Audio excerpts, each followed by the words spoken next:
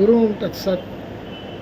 मी उदयनाथ महाराज तुम्हा सर्वांना अत्यंत महत्त्वाची सूचना सांगण्याकरिता हा छोटासा व्हिडिओ या माध्यमातून मी ही सूचना तुम्हा सर्वांपर्यंत पोचवत आहे.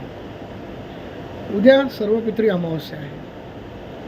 बऱ्याच लोकांना सर्वपित्री अमावस्येला कुळाचार, रूढी, परंपरा आणि परंपरागत केलेलं आचरण हे घरामध्ये कुळाचार म्हणून करण्याची पद्धत असते. पण काही मंडळींना काही अडचणींमुळे शहरी वातावरणात धकाधकीच्या जीवनात काही विशेष पूजा करता आली नाही, तर तुमचे जे काही कुळाचार आहेत, तुमचे जे काही नेहमीची पद्धत आहे, उदाहरणार्थ वाढी वाढण्यापासून ते पितरांना ताट किंवा घास ठेवण्यापर्यंतची जे काही तुमची पद्धत आहे ते तुमच्या कुटुंबाच्या चालीरीतीप्रमाणे, कुळाचाराप्रमाणे तुम्ही केलंच पाहिजे. परंतु आमच्यावर असलेल्या पितरांची कृपा आणखीन कशी वाढली पाहिजे, आमच्यावर असलेली पितरांची कृपा कशी आणखीन आम्हाला मिळाली पाहिजे, तसेच आमच्या कुळावर असलेली पितरांची नाराजी किंवा रुष्टता ही कशी दूर झाली पाहिजे, असा प्रश्न आपल्याला पडतो.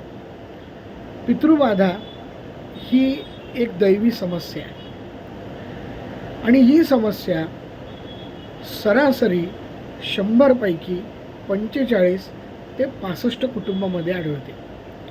त्याचं कारण काय? आपण म्हणतो आम्ही तर पितरांचं करतो. पितरांचं करणे म्हणजे वर्षातून एकदा त्यांच्या समोर उदबत्ती ओवाळणे किंवा घास ठेवणे नसून पितरांचं करणे म्हणजे त्यांच्या ऋणात राहणे. आपण आपल्या पूर्वजांच्या ऋणात राहायला शिकलं पाहिजे. तुम्ही प्रवास करत असता आणि एखाद्या माणसाने तुमच्या प्रवासामध्ये तुम्हाला एक पाण्याची बॉटल आणून दिली विनामूल्य, सौजन्य म्हणून, तर तुम्ही किमान त्याला धन्यवाद किती वेळा म्हणता? स्वतःच्या मनाला विचार. त्याच्याविषयी ती धन्यवादाची भावना तो प्रवास संपून घरी येईपर्यंत तुमच्या मनात असते. फार काय, पुन्हा कधीतरी त्या प्रवासाला तुम्ही गेलात तर तुम्हाला त्या प्रवासाची आठवण आल्याशिवाय राहत नाही. पाण्याची बॉटल हे एक उदाहरण आहे. त्याचं मूल्य किती? 20 रुपयापर्यंत. पण आपण जे घर, शेती, वाडी, नाव, आडनाव, कुळ, अगदी स्पष्ट बोलायचं झालं तर जात, रुतबा कुणामुळे मिरवतो? तर आपल्या पूर्वजांमुळे. त्यांच्या कुळामध्ये आपला जन्म झाला, त्यांनी दिलेल्या कौटुंबिक, सामाजिक यशाचा वारसा आपल्याला मिळाला आणि तो आपल्याला पुढे चालवायला आपल्याला त्यांनी सक्षम केलं. मग ते आपले आईवडील असतील, आपले आजी आजोबा असतील, आपले पंजोबा पणजी असेल. एका माणसाच्या आयुष्यामध्ये किमान 7 कुळं असतात असं धर्मशास्त्र सांगतं. आईचं कुळ, वडिलांचं कुळ, आपली आत्या ज्या कुळात जाते तिचं कुळ, आपली मावशी ज्या कुळात जाते तिचं कुळ, आपली मामी ज्या कुळातून येते तिचं कुळ, नाही का, आपली बहीण ज्या कुळात जाते तिचं कुळ, आपली मुलगी ज्या कुळात जाते तिचं कुळ. किमान 7 तरी मी तुम्हाला मोजून दाखवतो. 8वं आपण सून जिथून आणतो ती 8वं कुळ, नाही का.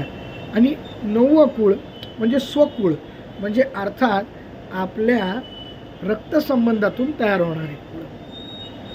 ही 9 कुळं धर्माने प्रमाण मांडलेली आहेत आणि या 9 कुळांमध्ये पितृ म्हणजे पूर्वज हे असतातच.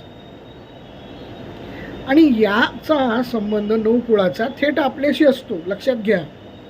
म्हणजे आपण केवळ आपल्याच पितरांचं देणं लागतो असं नाही. आता तुम्हाला 9 दाखवली मोजून. सूक्ष्मात पाहिलं तर अजून आहेत, तो आजचा विषय नाही. पण ह्या सगळ्यांच्या ऋणात राहण्याचा आणि ह्या ऋणाबद्दल आपली प्रांजळ भावना, आपल्या हृदयात असलेली सेवा त्यांच्या प्रतीची व्यक्त करण्याचा 15वडा म्हणजे पितृ 15वडा.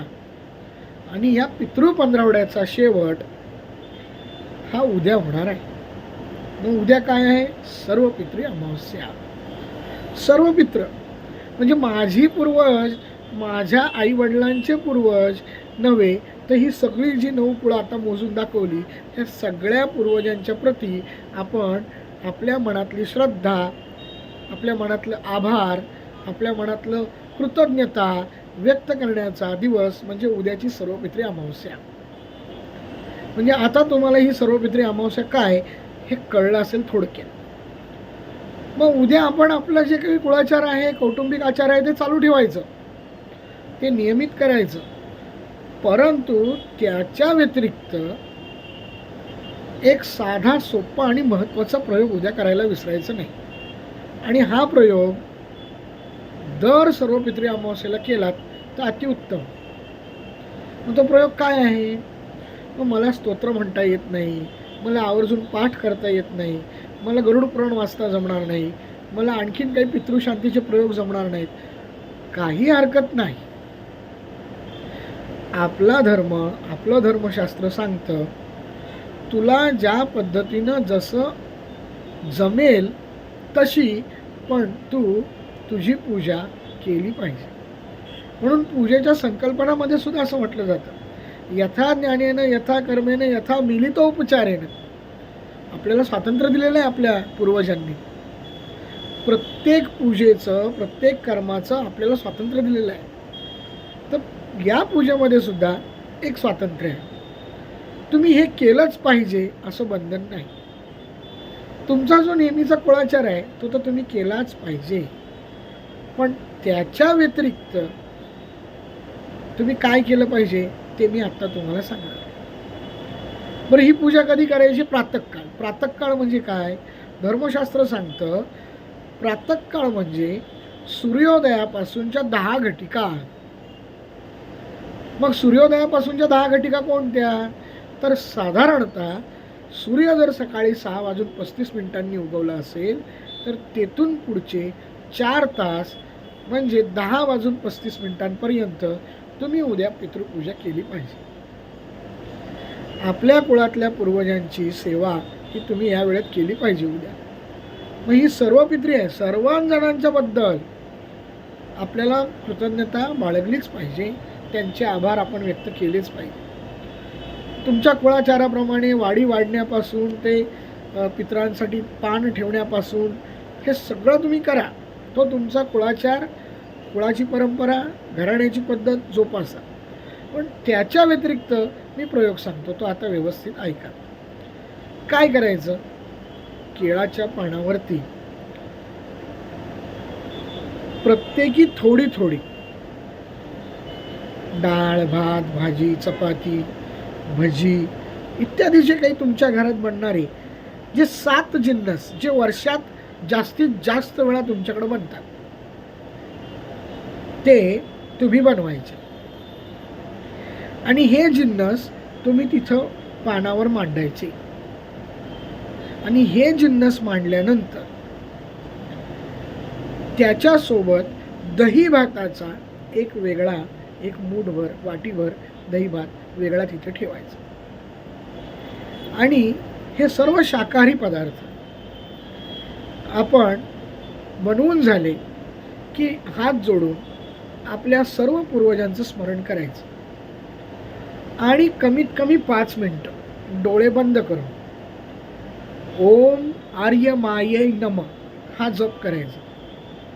ओम आर्य माये नम, ओम आर्य माये नम हा जप करायचा 5 मिनिटं. आणि आपल्या सर्व कुळातील होऊन गेलेल्या पूर्वजांना नमस्कार करायचा. आणि ही माझी सेवा तुम्ही मानून घ्या असं म्हणून अत्यंत प्रेमानं ते ताट कावळ्याला, गाईला खाऊ घालायचं. कावळ्याला किंवा गाईला ते ताट खाऊ घालायचं. गाईला खाऊ घातलं फार चांगली गोष्ट आहे. आणि घरी आल्यानंतर आपल्या घरच्या देवाऱ्यावर आपल्या पूर्वजांचं स्मरण करून, नमस्कार करून, गाईच्या तुपाचा दिवा लावून तेथे एखादी सुगंधित अशी उदबत्ती लावायची किंवा धूप लावला तर अतिउत्तम. हा प्रयोग तुम्ही करायचा. आता आर्यमा कोण आहे? जसा देवांचा राजा इंद्र आहे, तसा पितृगणांचा राजा हा आर्यमा आहे. तो प्रधान देवता आहे. जसं इंद्राच्या प्रसन्नतेनं यम, अग्नी, वरुण, कुबेर हे प्रसन्न होतात की नाही? तो त्यांचा राजा आहे, त्यांनी सांगितलेलं त्यांना ऐकावं लागतं. तसंच आपले पूर्वज हे नाराज जरी असले तरी आर्यमाच्या सेवेनं ते संतुष्ट होतात. हा अत्यंत चांगला, प्रभावशाली, महत्त्वपूर्ण उपाय, ज्याला बोलीभाषेमध्ये तोडगा म्हणतात, तो तुम्ही उद्या करा. आणि तिथून पुढे दरवर्षी सर्वपित्री अमावस्येला हे करायला विसरू नका. किमान 5 ते 7 वर्ष करा. तुमच्या कुळातली पितृबाधा या वर्षीच्या या प्रयोगानंतर हळूहळू कमी व्हायला सुरुवात नक्की होईल.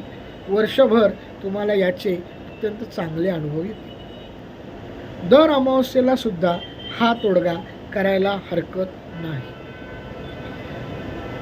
आता आपण सर्वांनी सर्वपित्री अमावस्या म्हणजे काय, कुळ म्हणजे काय, कुळाचे पितर म्हणजे पूर्वज काय, हे सगळं थोडक्यात ऐकलं.